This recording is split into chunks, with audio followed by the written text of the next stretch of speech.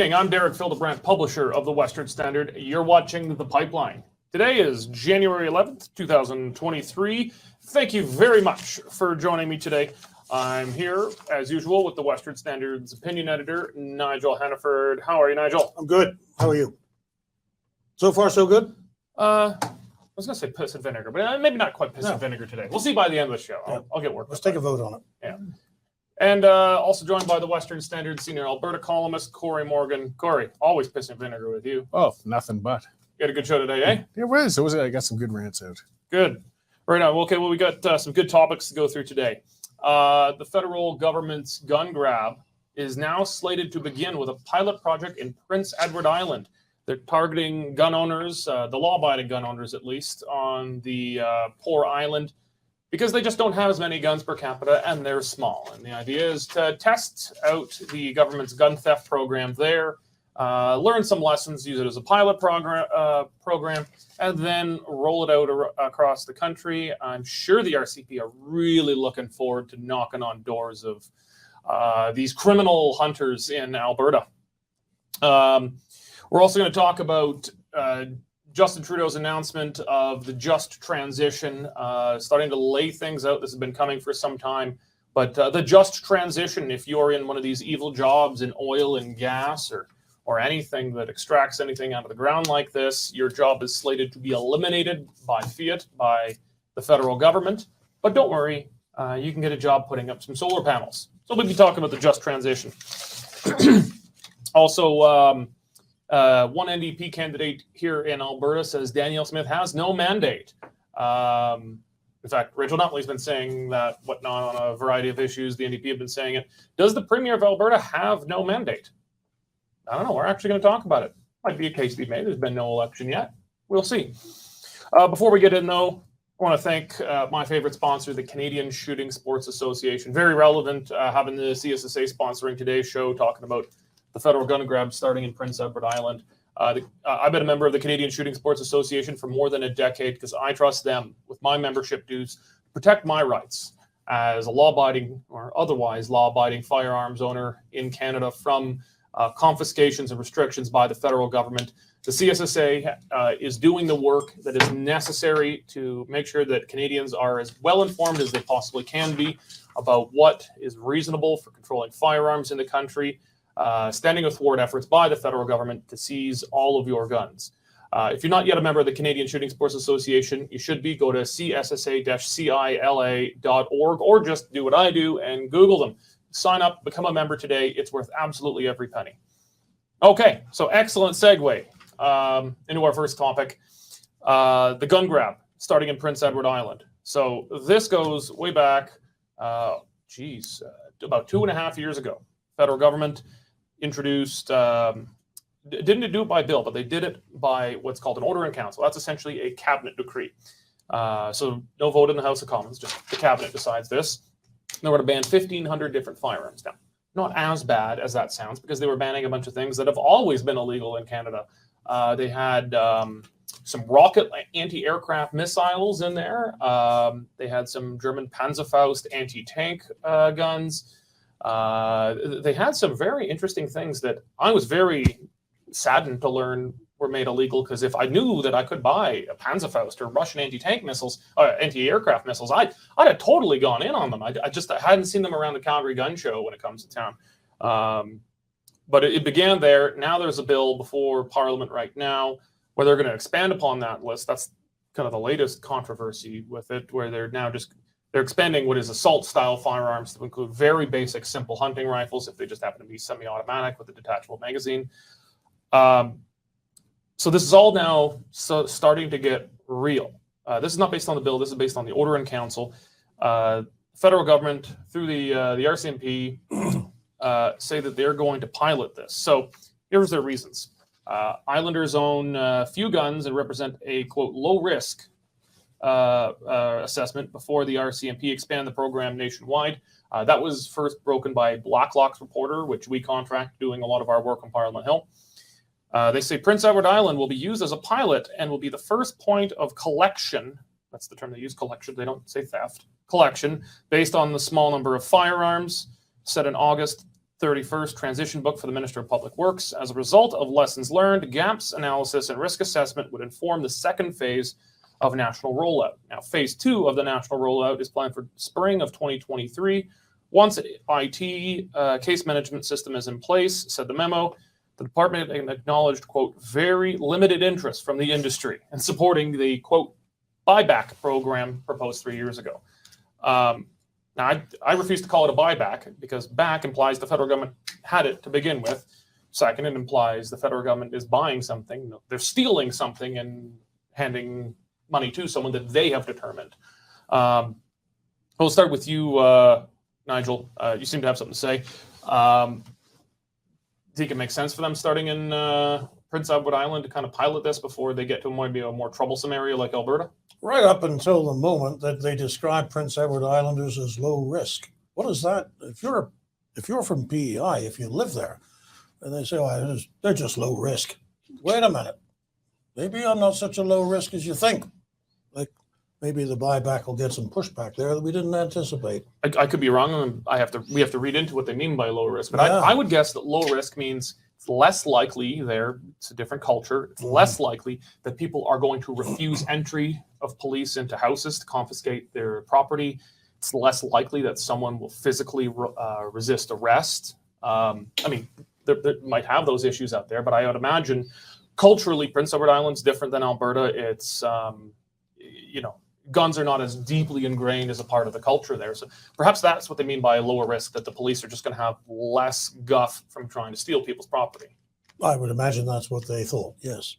I wish they had started with their pilot project somewhere where they actually do have a gun problem. Where? Where would that be? Downtown Toronto. I mean, if you're going to go house to house asking for firearms, try and pick up a few illegal ones at the same time. They're only going to go house to house to registered firearms owners. They're not going to go house to house where they suspect there are criminals with crime guns. Oh, wait a minute. They're only going to go to houses, I imagine, where they suspect someone had the firearm legally. How would they know that? I mean, there's no gun registry, right? Yes and no.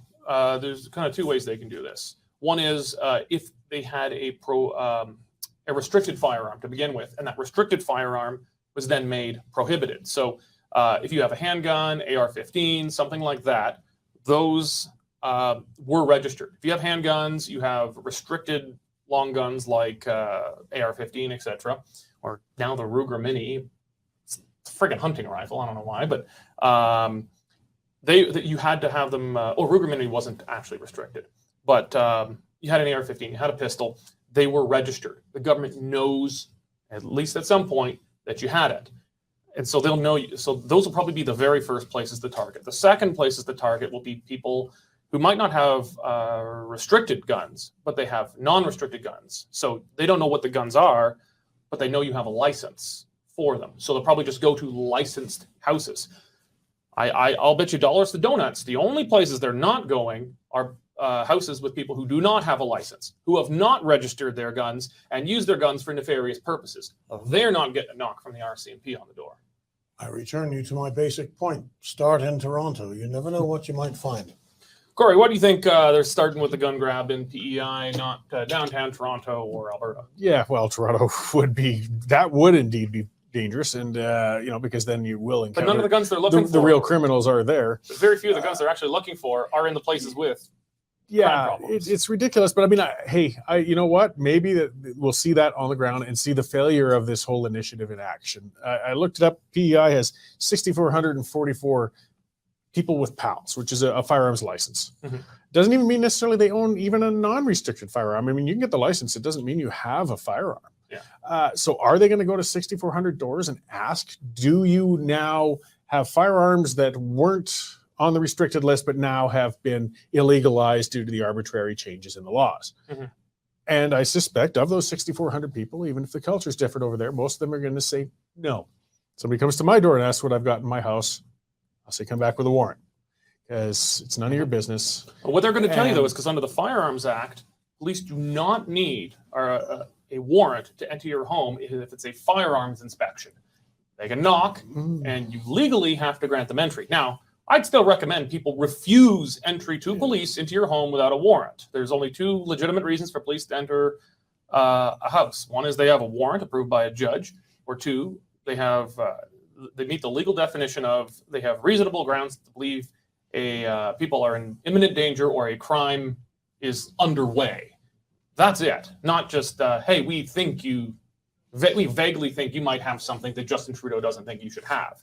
So, if they come legally, they might say they don't need a warrant, but I wouldn't allow them in without. No, and I'd be intransigent. I'm going to make them work it all the way to the end then. And I suspect a number of these people would too. The resources, even for this 6,400 people, that they would have to dedicate for officers who have not expressed interest in wanting to do this. Mm-hmm. I see a pending failure on the small experiment with this. Just to let them know, just imagine once you get to Toronto, where there are law-abiding firearm owners as well, mm-hmm. lots of them, or Alberta and Saskatchewan, where you get crabby law-abiding firearm owners who mm-hmm. really are not going to cooperate. But isn't this the thing, Corey? The stated objective of this is what? Firearm safety, less gun crime. These are not the guns to go after if that's the objective. It's the opposite. These are the rule-abiding people. They followed the rules, and that's why I think they're going to be twice as crowded. These people pay their parking tickets, for heaven's sake. Yeah. Licensed firearms owners are statistically less likely to commit a crime with a gun in Canada than non-firearms licensed owners. Even though licensed gun owners are a fairly small minority overall in Canada. I mean, a big minority in Alberta, but a fairly small minority overall in Canada. You're statistically more likely to commit a crime if you're not a legal gun owner. You're more likely to commit a gun crime if you're not a legal gun owner than if you are a legal gun owner. So I think there could be some several unintended consequences of this. So you remember some point this spring or late spring, early summer, the federal government announced they're going to ban the purchase and sale of handguns. And the federal government assumed, well, that means that'll more or less put a stop to handgun sales right away. Everyone will get the message because we're hinting we're obviously going to ban them. The federal government was shocked when handgun sales hit sky-high new records. Everybody went out and bought handguns. Not everybody. I certainly don't own any.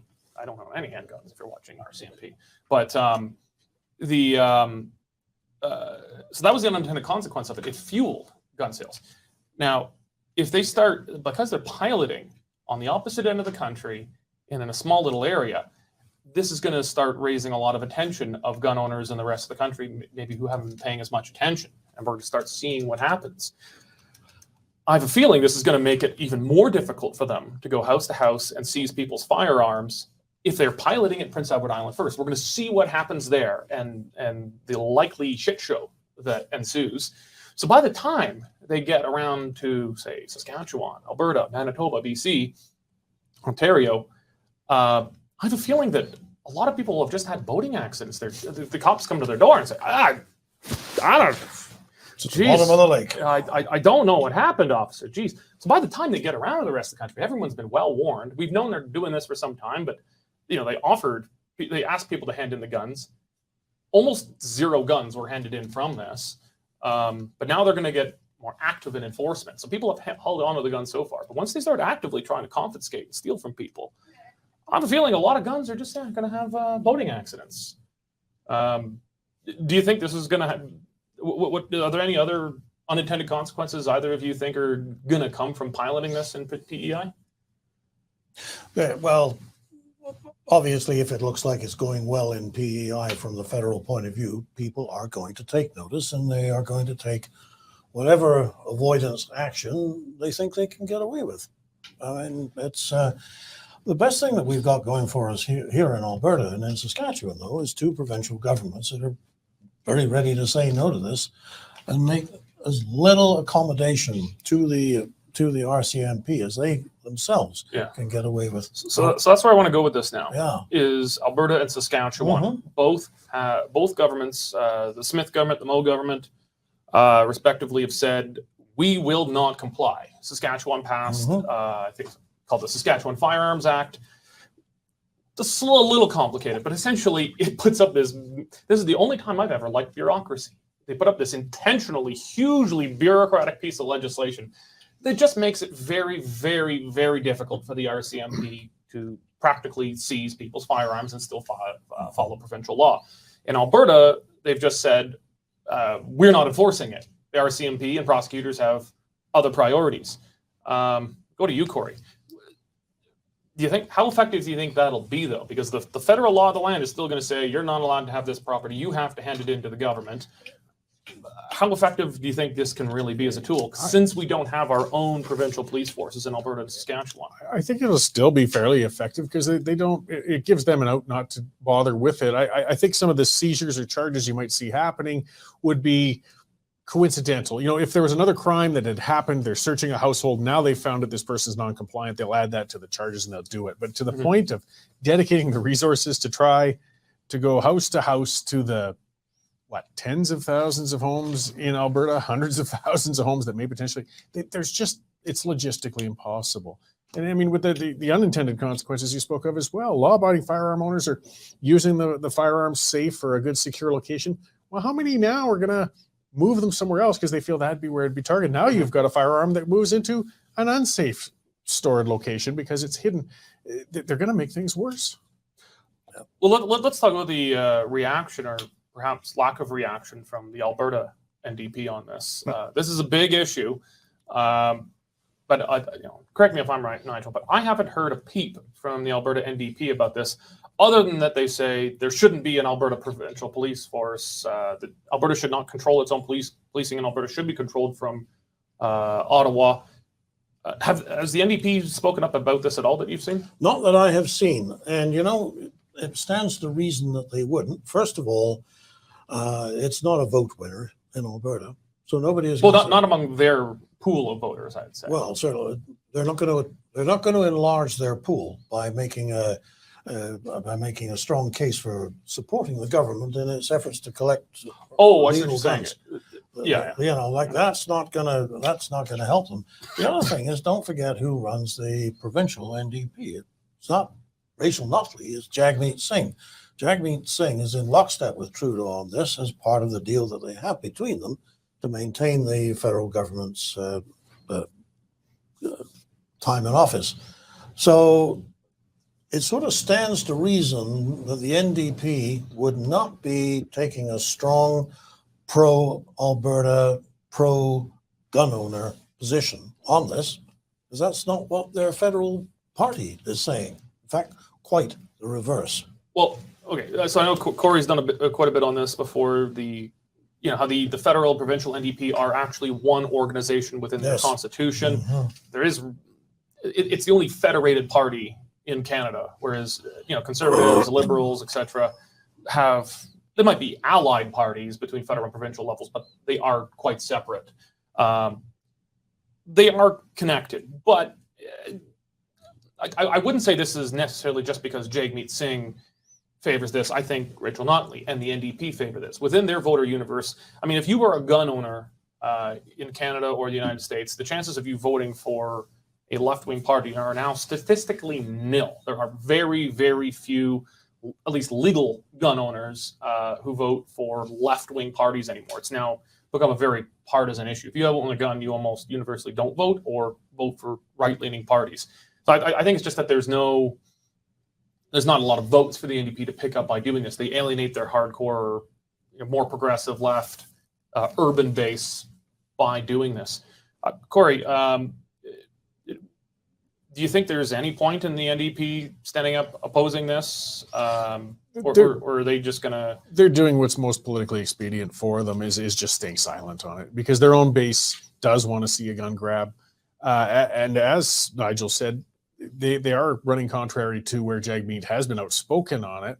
And I mean, typically they'll allow some degree of independence at the parties unless a fight comes between the provincial leader and the federal. They'd rather not have that even come out, because in the end, with their party structure, if it came to such a standoff, Singh would be able to override a provincial leader technically. It's unlikely. But there's no real way to enforce it. Jagmeet Singh he can polar party status, but that's... but what would happen instantly is the Alberta NDP would say, fine, now we're our own separate provincial it's a very NDP. Unlikely eventuality. It would never, I don't think would ever really come to that. I mean, and there have been disagreements. Notley was not the friendliest towards energy and pipelines, but relative to Thomas Mulcair she was practically a rig pig.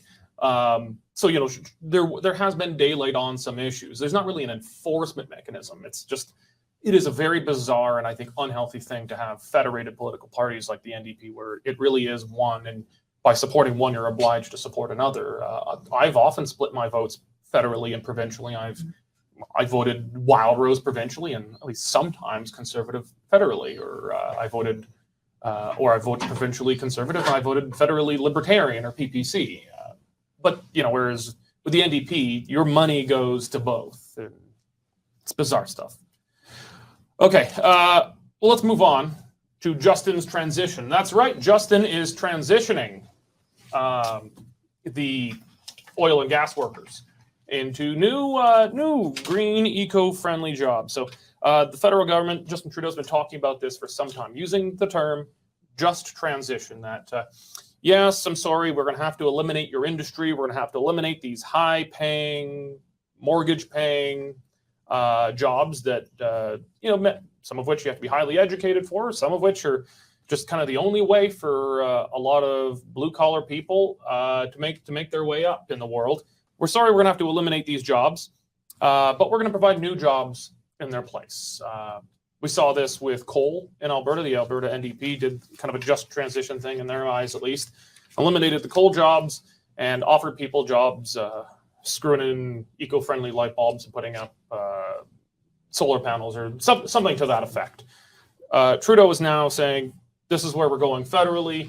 And I don't think we've seen much in the way of detail yet. But I don't know. How serious a package would you expect this to be, Nigel? Well, not terribly. And whatever it is, I don't see how there's anything that the federal government can do to replace this particular industry. This industry employs about 140,000 Canadians. It was 165,000 in 2014, so they've already been successful in whittling it down. But those Canadians who are working in the energy industry are earning, on average, $125,000 a year, compared to the national average in the year that was taken, which was 2019, $57,000. Double the national average wages. 1/3 of those workers are women. 55% of them are immigrants. There's a tradition. That was the first job I had when I came. And immigrants isn't even included in the newfies. Yeah, they're always welcome. For the record, immigrants speak better English than the newfies.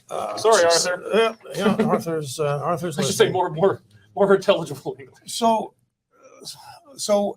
just transition to what? To another $125,000 top level job? I mean, let's not be patronizing, but a lot of the guys who are on the rigs are not going to roll over seamlessly into computer programming. In fact, I've seen how that worked. 30 years ago, I ran a paper on Vancouver Island. It was a big mill town, and that's what they wanted to do. They wanted to get. Well, they lost their contracts.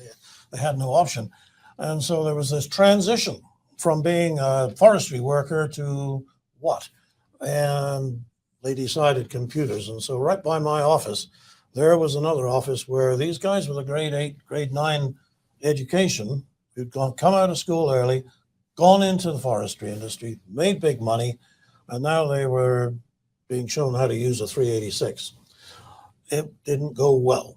And I suspect that just transition is a label for a BS program was going to take people out of the oil and gas industry, where they did earn very high wages. Some of them earn a lot more than $125,000, and put them into something where they can't earn 1/3 of that.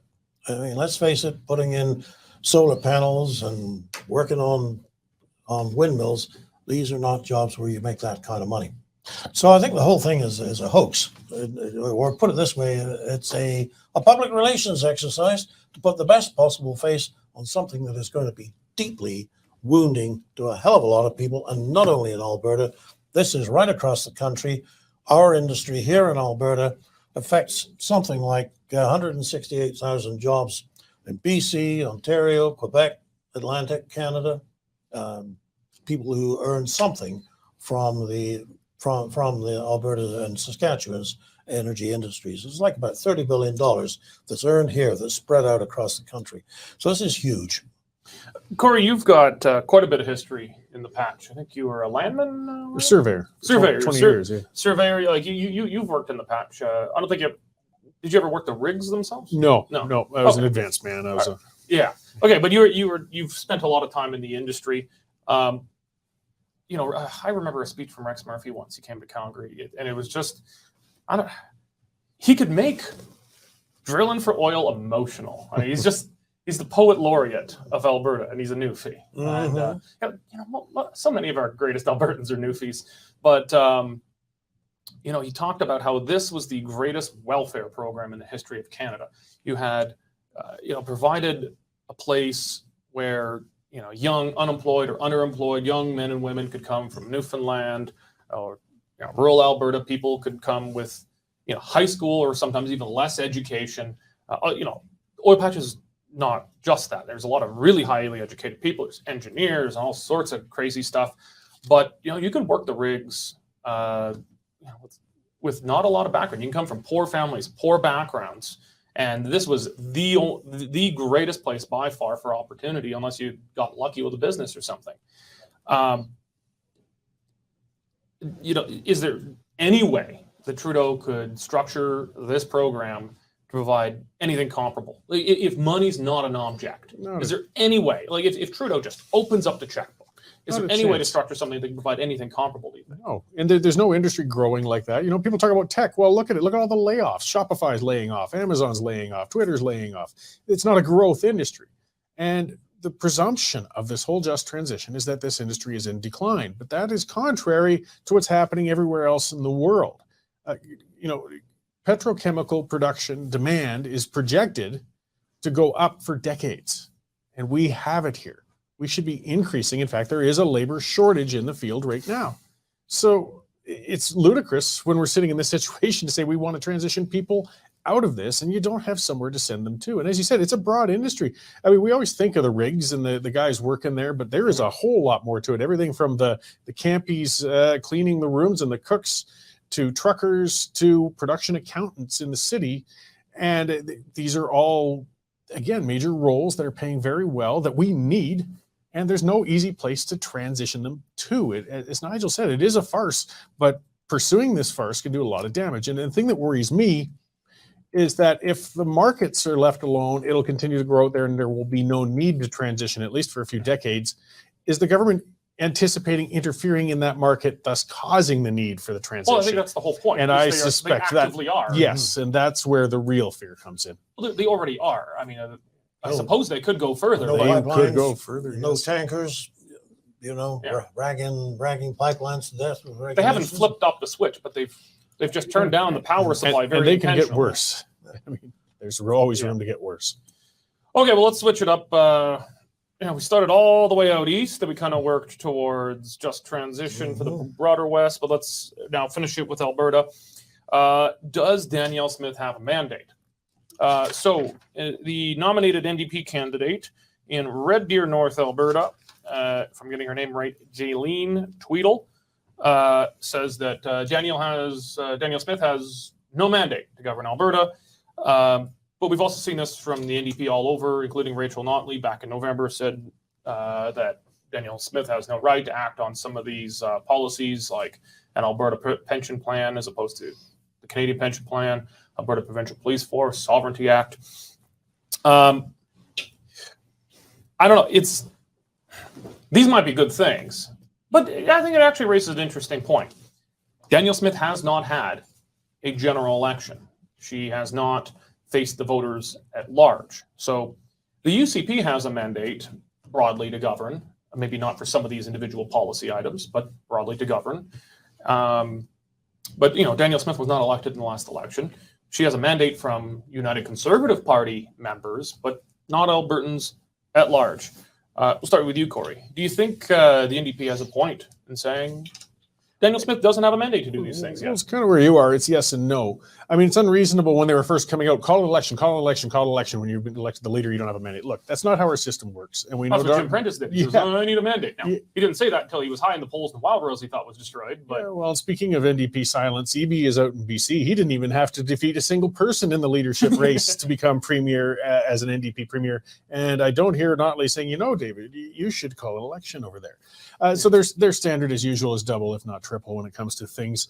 But that said, Danielle Smith has proposed some pretty serious policy changes. And when you are only 6 months from a scheduled election, I think it would be more responsible to campaign on those platform things rather than starting to implement them. And I don't think there's any indication there's going to be a provincial police force, a provincial pension plan, or any of those things in place or even moving towards being in place by May of this year. So those will be questions coming up. And, if Danielle Smith was trying to ram those through before the election, then I think maybe there's some questions to be asked. But at this point, I think it's just posturing. And, Albertans will decide whether or not Premier Smith has a mandate in May. so, Nigel, I hate to equivocate, but there's kind of there's several points on both sides of this. I take Cory's point that, maybe she should wait till she has a mandate. But people also want to see action. They want to see governing, and many Albertans want to see how she's different than Jason Kenney. So at the same time, I don't think she could sit around and kind of do nothing and just kind of mind the house for 6 months and then get to it after. But a lot of these things, it seems they're putting in place the pieces to be able to implement if they get a mandate in the next election. They're putting in place the pieces to move towards an Alberta police force, move towards an Alberta pension plan. Sovereignty Act, they outright passed it. They haven't invoked it on anything yet.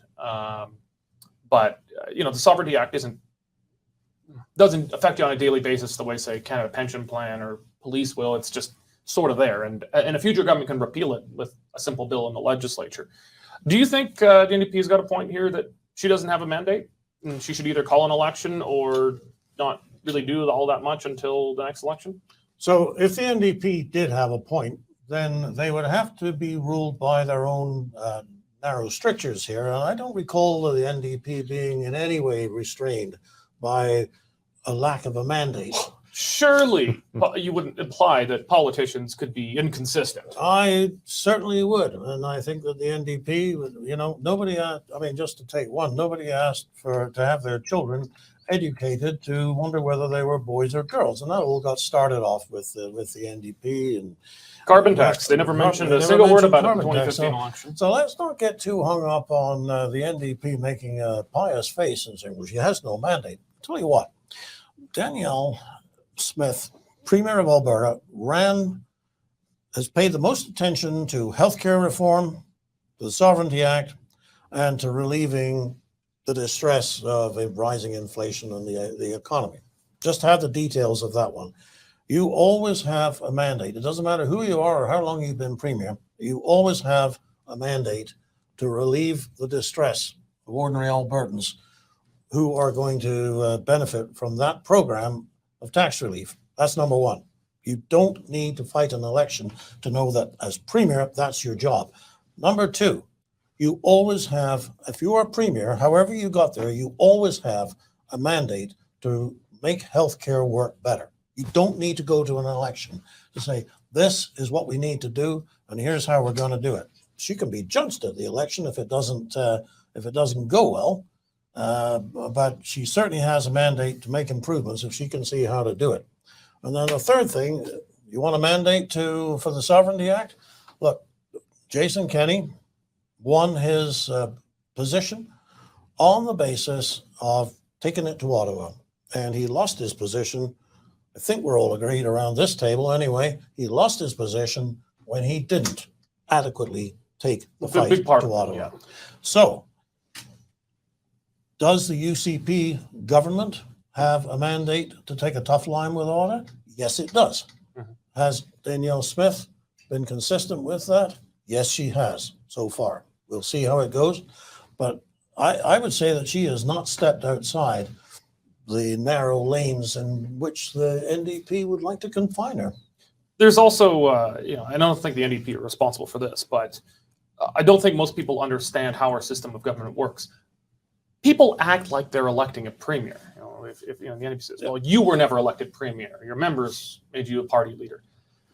Technically, only 1 in 87 Albertans vote for the premier. The premier is merely an MLA. Only people in a single constituency vote for the premier, or conceivably maybe two people in two constituencies, or maybe 3 or 4, depending on how many parties are around, vote for someone who could potentially be premier. Technically, there's only 87 people in Alberta who vote for the premier, and those are MLAs. MLAs vote for premier, MPs vote for prime minister. It's essentially a glorified electoral college, similar to the American system. Most Americans don't technically vote for president. They effectively do, but we don't elect premiers. We don't elect prime ministers. You elect MLAs and you elect MPs, and they select who it is. Now, you normally have a good idea because there's a leader of a party, but at some point in the 30s, Albertans elected a government with no premier. When social credit swept away the United Farmers of Alberta, to the surprise of everyone, including the social credit, which is barely even a political party, didn't even call themselves a party, Social Credit League, they just won a majority of seats, and they had no leader. And so what did they do? Well, they elected one of their own, and that guy wasn't even an MLA. It was Bill Aberhart, and he had to run in a by-election to come in. So I just don't. I know I'm getting a little too into the weeds with this stuff, but I think there's a misunderstanding of the system. That being said, the only real way to determine, does someone have a mandate to do something, I have to admit, boils down to, do I like that person and what they're doing? I mean, we're going to say they have a mandate. If we like what they're doing, we like the person. And if we don't like the person and we don't like what they're doing, we say they don't have a mandate. That's more or less what it boils down to. I think the only real time you can make a very clear case someone has no mandate is they get elected on one thing and they do something completely different, or something that was out of left field. Rachel Notley and the carbon tax was one such thing. It didn't even get fine print. They didn't even allude to it, and they got elected, and one of the first things they do is carbon tax. That was a pretty clear case of no mandate. Bill 6, the farm bill they did, they had a little something for it. It was a bad idea. But I'd say much more terrifying than doing things without a mandate is when the NDP do things that they do have a mandate for. Most of the worst things the NDP did when they came to power in Alberta were things that they had a mandate for, because many, many Albertans didn't pay attention to their platform. They just wanted to get rid of the PCs, and Rachel Notley seemed nice. No one reads a platform. So I don't know. What do you think, Cory? Is it more dangerous when governments do have a mandate? Well, when they're NDP, that's for sure. And ironically, I mean, it's a good point to make. That was something I remember Danielle Smith saying in the past when she was a radio host, is a leader is lost if you lose your caucus. That's the point. That's the tip. She learned that lesson herself quite in the hardest of ways, as have many other leaders. If you don't have a mandate among those other MLAs, you are not going to stay in there for terribly long. And one of the things the NDP were really hoping for, actually, because they were trying to foster those post-leadership divisions, was that there was going to be a split party or some floor crossers or people stomping out the door. And that didn't happen. And they've been pretty distressed about that. And I think that's part of why they're moving on to this mandate canard as well. Yeah. All right, well, we're going to wrap it up there. Thank you, gentlemen, for joining me today. And thank all of you for being with us. If you're not yet a member of the Western Standard, please do. The Western Standard is bailout free. We refuse to accept a penny of the federal government's media bailout. We rely on sponsors and, of course, memberships from people like you. Becoming a member gets you full access to all Western Standard content. You get past that pesky paywall that I know you hate if you don't have a membership. Go to westernstandard.news, click on membership, sign up. It's going to be money well spent, I promise you. Thank you very much for joining us today, and God bless. Here's a quick look at what commodity prices are doing in Lethbridge today. Cash barley is down $4 at $4.37. Feed wheat is down $3 at $4.42. And corn is down $2 at $4.40 per ton. In the milling wheat markets, March Minneapolis futures added 1.5 cents at $8.96 per bushel, with local hard red spring bid for Jan-Feb movement at $11.55 per bushel. Looking at canola, nearby futures slipped $3.90 at $8.37.70 per ton, with delivered values for February movement at $18.55 per bushel. In the pulse markets, nearby red lentil prices are higher 0.5 cent at 33 cents per pound, and yellow peas are trading at $13.25 per bushel. And in the cattle markets, February live cattle are lower 7.5 cents at $157.68 per hundredweight. For more information on pricing or picked up options, give me a call at 403-394-1711. I'm Matt Busicum at Marketplace Commodities. Accurate, real-time marketing information and pricing options. Canadian Shooting Sports Association. Without the CSSA, our gun rights would have been taken long ago. These guys are on the front lines helping to draft smart and intelligent firearms regulations and legislation in Canada, and more importantly, educating the public about how we keep guns out of the hands of the wrong people. To become a member, it's absolutely worth every penny. You can become a Western Standard member for just $10 a month or $99 a year for